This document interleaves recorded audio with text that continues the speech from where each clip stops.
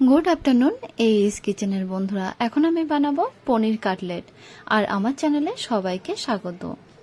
তো পনির কাটলেট বানানোর জন্য এখানে আমি নিয়েছি 200 গ্রাম পনির গ্রেট করে নিয়েছি, আর দুটো মিডিয়াম সাইজের আলু সিদ্ধ করে গ্রেট করে নিয়েছি, আর সাথে কিছু ভেজিটেবল নিয়েছি।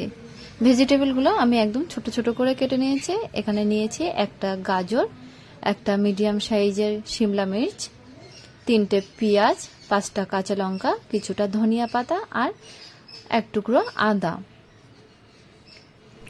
এবার মিডিয়াম ফ্লেমে একটি কড়া বসিয়ে কড়াইয়ের মধ্যে 2 চামচ সাদা তেল দিয়ে দেব। তেলটা যখন গরম হয়ে যাবে তখন তেলের মধ্যে দিয়ে দিচ্ছি প্রথমে ছোট করে কেটে রাখা আদা, তারপরে পেঁয়াজগুলো দিয়ে দেব।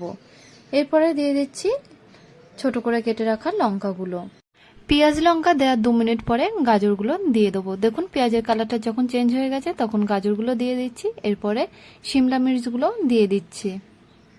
ভেজিটেবলগুলো মিডিয়াম ফ্লেমে 4 থেকে 5 মিনিট ধরে নাড়াচাড়া করে নেব।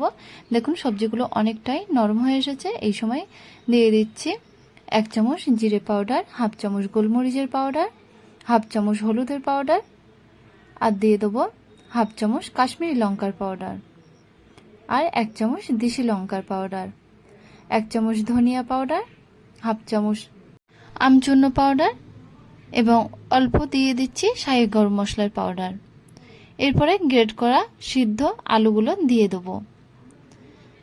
আলুগুলো দিয়ে ভেজিটেবলের সাথে বেশ ভালোভাবে মিশিয়ে নেব। আলু এবং ভেজিটেবলগুলো বেশ ভালো মতোই কুক হয়ে গেছে। এবার দিয়ে দিচ্ছি গ্রেট করা পনিরগুলো দিয়ে 1 মিনিটের মতো কুক করে নেব। তারপর পরে কিন্তু গ্যাসের ফ্লেমটা অফ করে নামিয়ে নেব। এই সময় টেস্ট করে লবণ দিয়ে দিচ্ছি। লবণটা বেশ ভালোভাবে পনির আলুর সাথে মিশিয়ে নেব। এরপরে দিচ্ছি কেটে রাখা ধনিয়া পাতাগুলো। ধনিয়া পাতাটা দিয়ে সব কিছুর সাথে ভালোভাবে মিশিয়ে নিয়ে গ্যাসের ফ্লেমটা অফ করে ঠান্ডা করতে দেব। কাটলেটের স্টাফিংটা তৈরি হয়ে গেছে। দেখুন ঠান্ডা করাও হয়ে গেছে। এবার কিছুটা স্টাফিং হাতের মধ্যে নিয়ে গোল করে নেব। তারপরে কাটলেটের শেপ দিয়ে দিচ্ছি। দেখুন এইভাবে সমস্ত স্টাফিংগুলো নিয়ে কাটলেটের শেপ দিয়ে নেব। এবার ডিপ করার জন্য একটা বাটির মধ্যে কিছুটা জল নিয়ে নিলাম, আর জলের মধ্যে 2 চামচ কর্নফ্লাওয়ার গুলে নেব। দেখুন 2 চামচ কর্নফ্লাওয়ার কিন্তু গুলে নিয়ে নিচ্ছি। এরপরে কাটলেটগুলো একে একে এই কর্নফ্লাওয়ারের মধ্যে ডিপ করে ব্রেড গ্রামে কোট করে নিচ্ছি। ব্রেড গ্রামে কোট করার পরে আমি আবারও কর্নফ্লাওয়ারে ডিপ করে নিয়ে আবারও ব্রেড গ্রামে কোট করে নেব। আমি কাটলেটগুলো ডবল কোট করে নিচ্ছি।